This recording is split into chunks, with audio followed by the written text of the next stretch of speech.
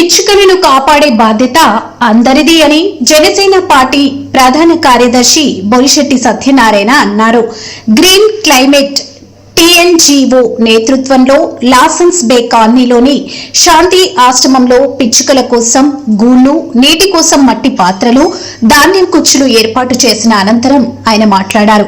పిచ్చుకల కోసం గూళ్లు, నీరు ఏర్పాటు చేయాలి అని తమ పార్టీ అధ్యక్షులు, రాష్ట్ర ఉప ముఖ్యమంత్రి కొణిదెల పవన్ కళ్యాణ్ ట్విట్టర్లో పోస్ట్ చేశారన్నారు.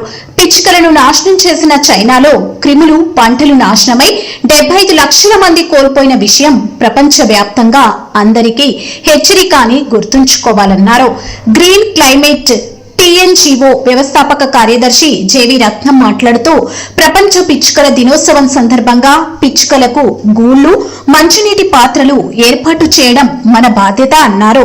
ఈ కార్యక్రమంలో శాంతి ఆశ్రమం ప్రతినిధి లాయర్ ఆదిత్య, జనసేన పార్టీ నాయకులు పి ఆదినారాయణ, వనమాలి ప్రతినిధి miniatures export Ramadevi, Andhra university social work విద్యార్థులు కేదశ్రీ టి నిఖిత, వి భానుప్రసాద్, గ్రీన్ వాలంటీర్లు జె రాజేశ్వరి, ఐ కృష్ణకుమారి తదితరులు పాల్గొని మాట్లాడారు.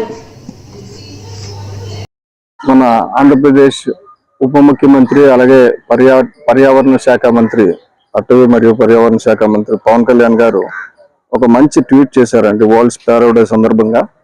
ఆ ట్వీట్ ఏంటంటే, hour surroundings once filled with the cheerful chirping of sparrows, creating a pleasant atmosphere. However, rapid development, concrete jungles and rising radiation have pushed them towards extinction.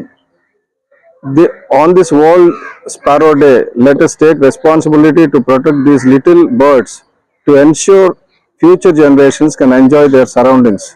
By planting trees, by providing water and grains in open spaces, especially during the summer, we can help bring them back.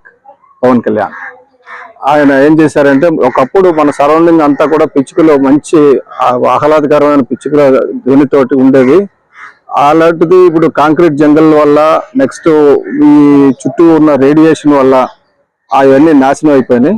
కాబట్టి మనం కొద్దిగా మంచి మొక్కలను పెంచి, అంటే మన భావితరాలకి ఈ అనుభూతి, మనకు మధుర అనుభూతి ఉంది స్పారోస్, ఈ పిచ్చుకలతో మనకున్న అనుబంధం నెక్స్ట్ జనరేషన్ కూడా చేరాలంటే మన ఇంటి ముందుని కొద్దిగా నీరు పెట్టండి.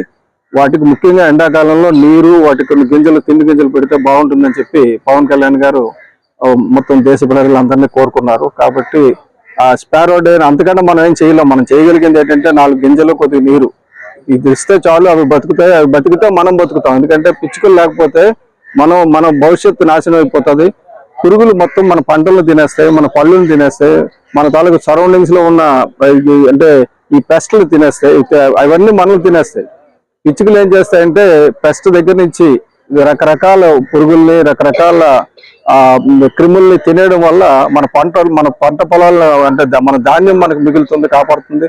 అది తినేది 2 గింజలే కానీ ఎక్కువ తినేది పిచ్చుక కూడా నాన్ వెజిటేరియన్.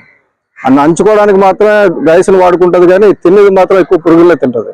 కాబట్టి ఆ పురుగులు తినే పిచ్చుకల్ని మనం చంపుకుంటే ఆ పురుగుల వల్ల మనం చచ్చిపోవాల్సిన పరిస్థితి వస్తుంది. కాబట్టి ప్రజలందరికీ రిక్వెస్ట్ చేసేది, ఈ స్పారో డే సందర్భంగా పిచ్చుగూళ్ళు కట్టండి. అలాగే ఇక్కడ ఏఎం రత్నం గారు గ్రీన్ క్లైమేట్ న్యూస్ అని చెప్పేసి, గ్రీన్ క్లైమేట్ అని ముందు నుంచి పర్యావరణం గురించి పనిచేస్తున్న అతను ఉన్నారు.